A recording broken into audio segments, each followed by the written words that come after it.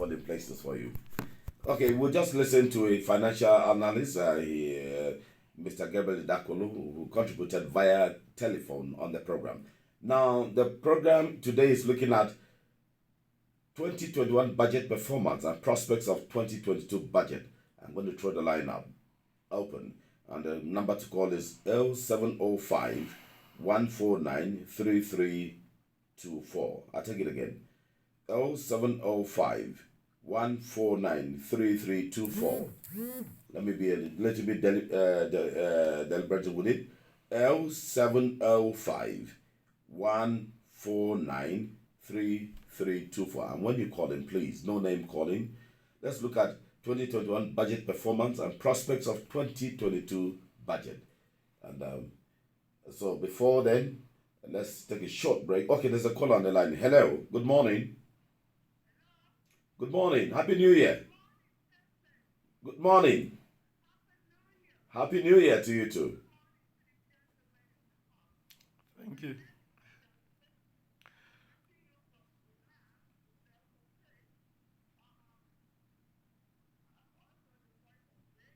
Go ahead, voice of radio.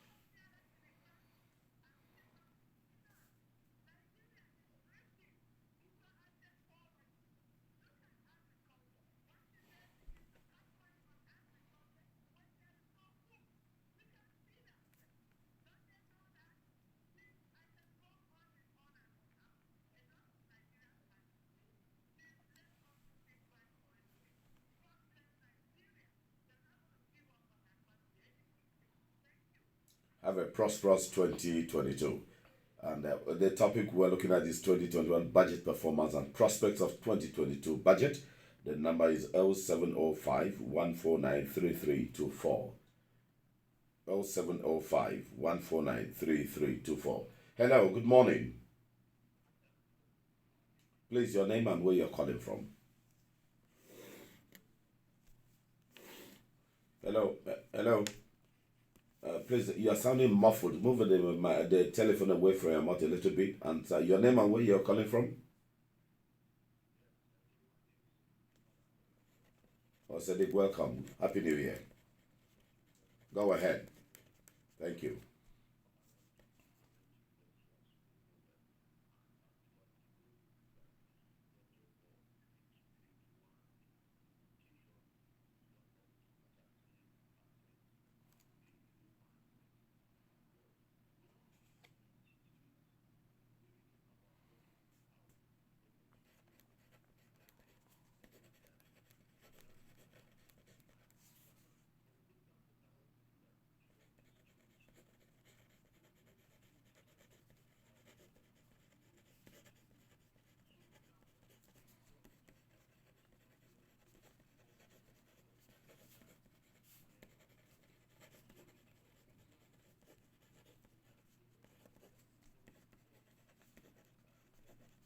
So what is the way forward?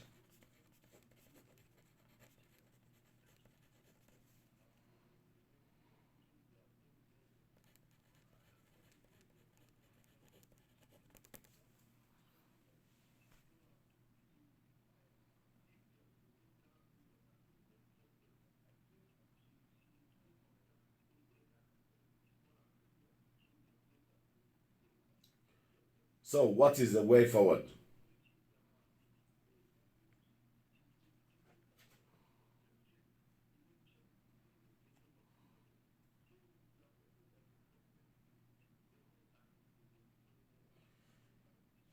Thank you.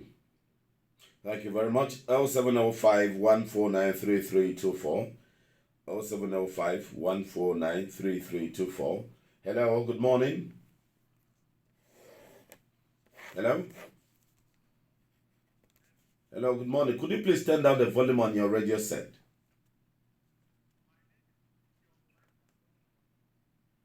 Sorry, your name is who?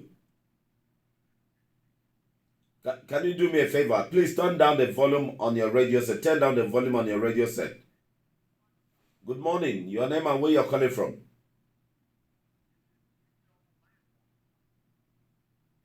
Who? Go ahead. Your name is? Oh. Okay, L705 149 3324. That's the number. Hello?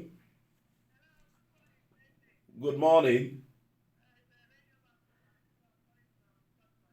Radio Mama, Happy New Year to you. Compliment of season to you too. Okay, go ahead. Good morning, ma.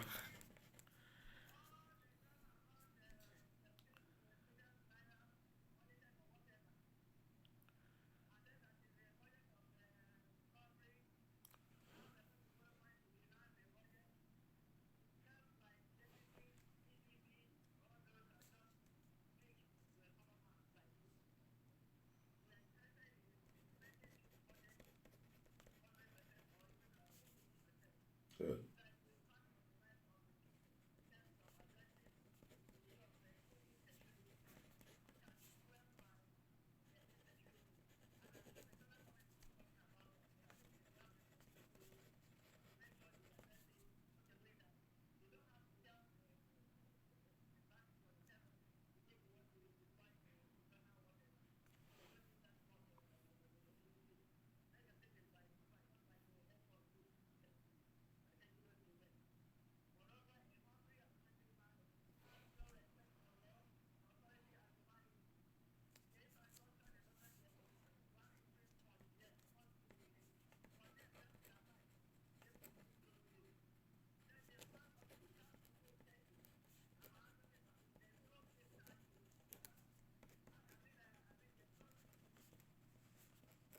Hello. Oh, Radio Mama will lost it. If you can call back again, you can call. The number is still out there. L705 149 3324. It's Politics Nationwide on the network service of Radio Nigeria. And we're looking at the 2021 budget performance and prospects of 2022 budget. Hello, good morning. Please, could you turn down the volume on your radio set, please? Yes, your name and where you're calling from.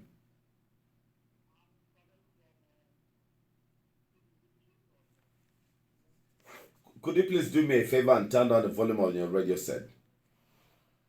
Because I'm yeah. Have you done that? What's your name, please? Evangelist Chuksu Ojenike. Okay, go ahead, Evangelist. 1 minute.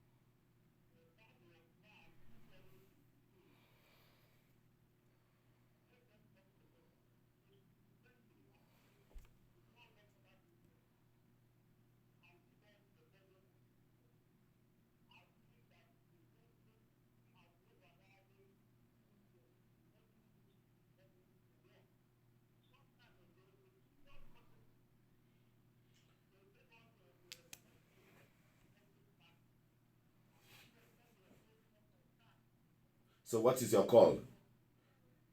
What is your call?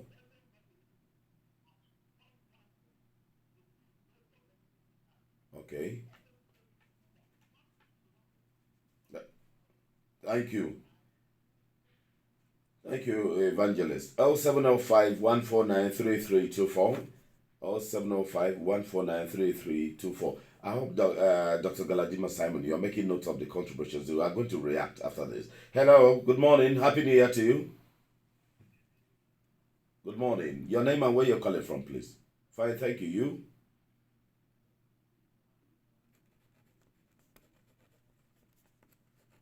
Go ahead, Mohammed.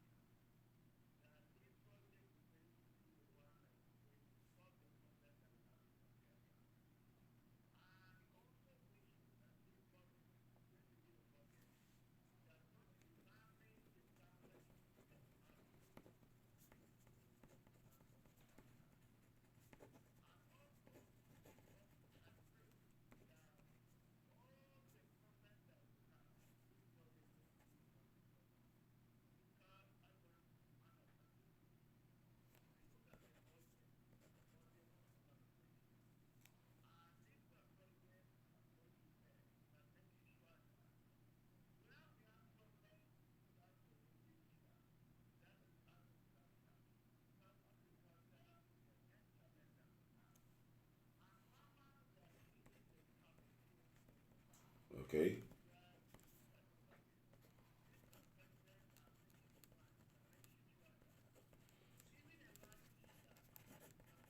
Thank you, Mohammed.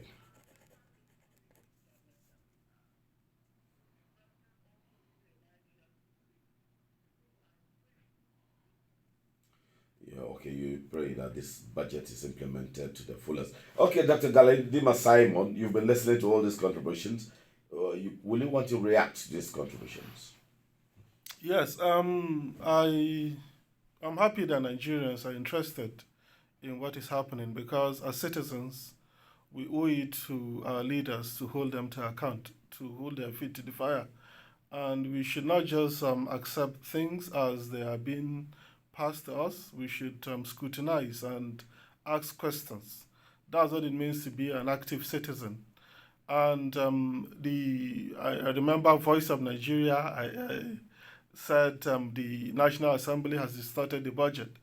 Truly, the budget is not meant to be from the executive alone, and that's why the National Assembly has to pass it before the president assents to it.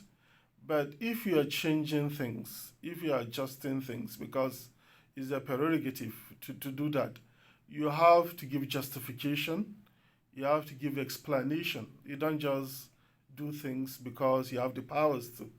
There must be basis for that. And I think I agree with her that they have distorted because there is no justification for the adjustments, at least reasonable ones. You don't I keep picking on the independent revenue because they just increased it by 400 billion. You don't just do that. Have they gone to the agencies concerned? I think independent revenue has tax revenues, non-tax revenues. Have they actually gone to the bodies responsible and they have found out that actually the president presenting 1.82 trillion is small, it should be 2.22 trillion? I don't think they have done that. So you don't just do that. You need to do your own homework before you make adjustments.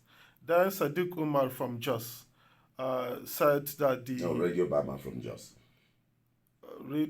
before Radio Mama, Yes. once Sadiq Umar Go ahead, said go ahead. the budget has not actually translated. Truly, the poverty in Nigeria now is just out of this world. It's just too much. And if it's insecurity, the insecurity is as bad as ever.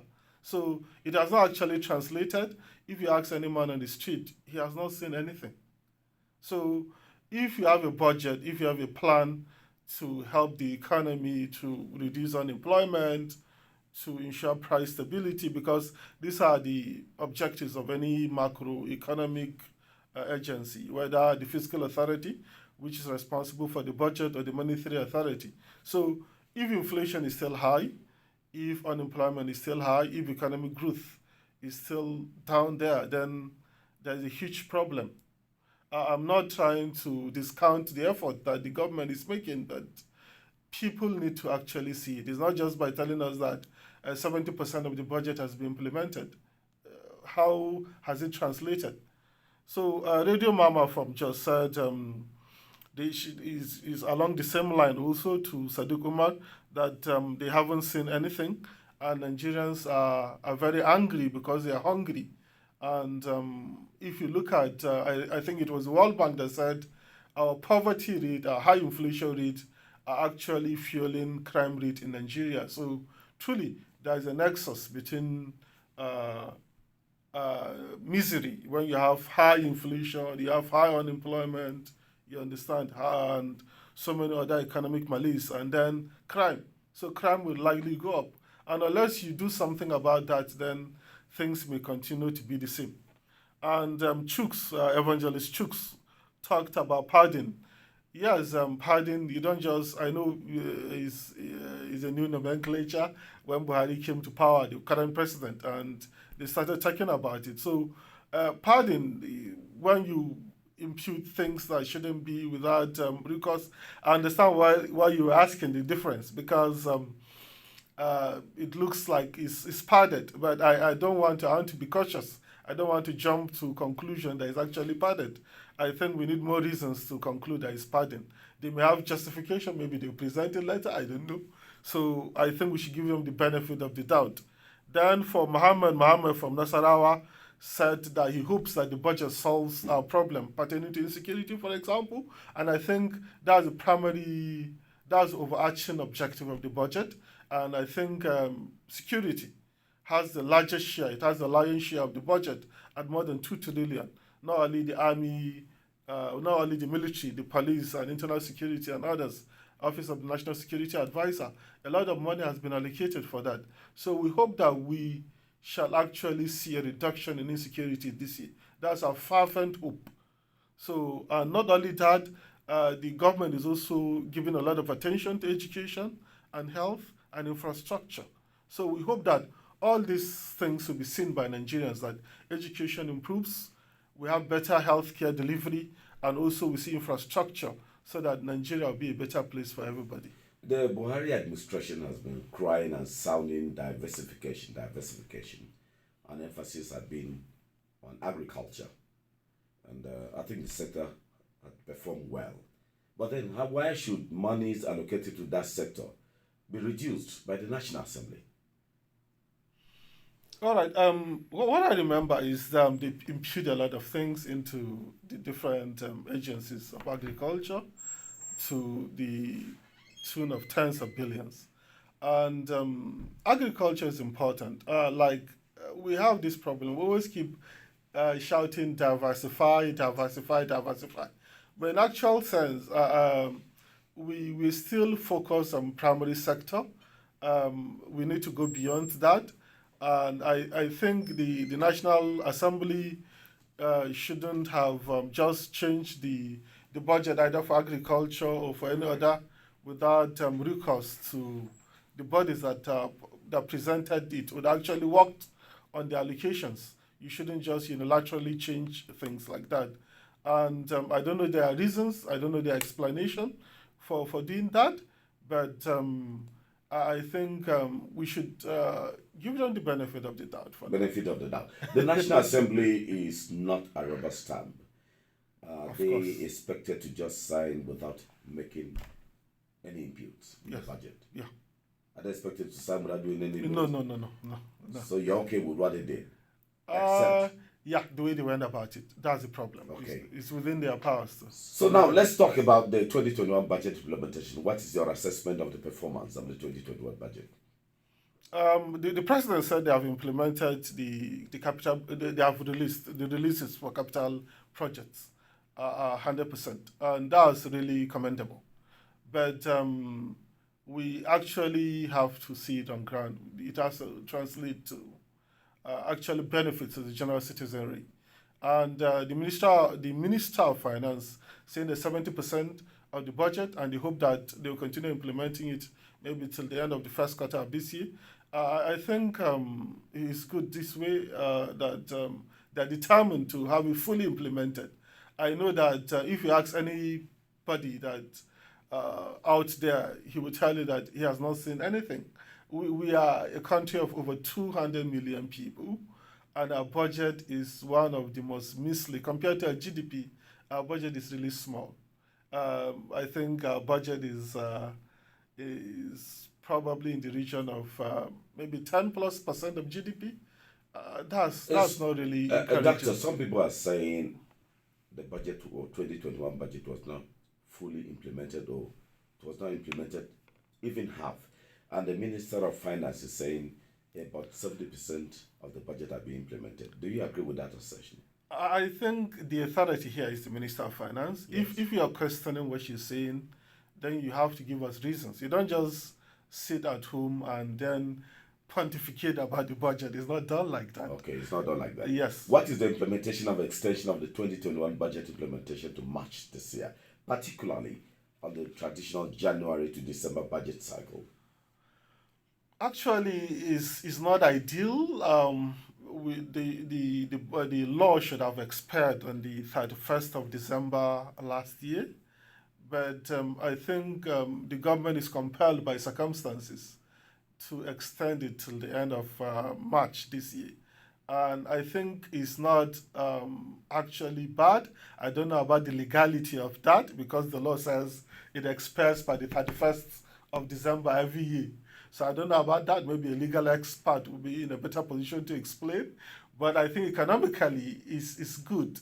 If what they wanted to achieve last year, in the last fiscal year, could not be fully achieved, if they can extend it to this year, I don't think there's anything bad with that, because the benefits actually go to all Nigerians. So we should be happy that they're determined to have it fully implemented.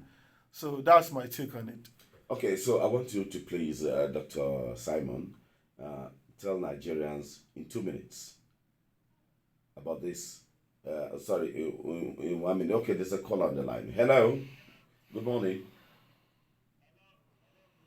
Please turn down the volume of on your radio set. Okay, your name and where you're calling from, and 1 minute, please.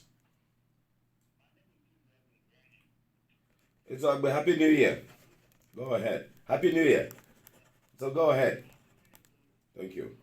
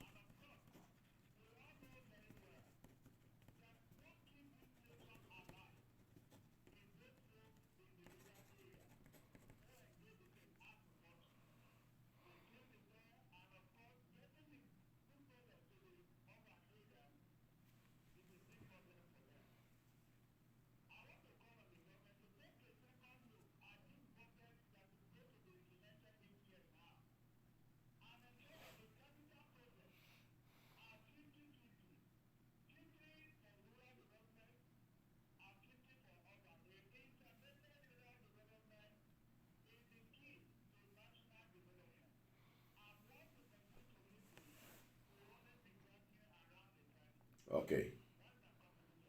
Thank you very much. Have a prosperous 2022. So, Dr. Galadima Simon, in 30 seconds, tell Nigerians about this budget, your advice to Nigerians. All right. The budget has covered a lot of bases. It is meant to stimulate growth, particularly now that we're coming out from a recession, and it's meant to tackle insecurity. And I think if the budget will actually achieve these two objectives, that will really be important, and Nigerians will be better secure, and then growth will be experienced, and economic prosperity will circulate all around. I think that will really be good. Thank you very much, Dr. Galadima Simon. You are an economist from University of Abuja for appearing on the show this morning. I'd like to also want to thank Mr. Gabriel Idakolo, a financial analyst who contributed to the program on, of course, via the telephone, and also you there.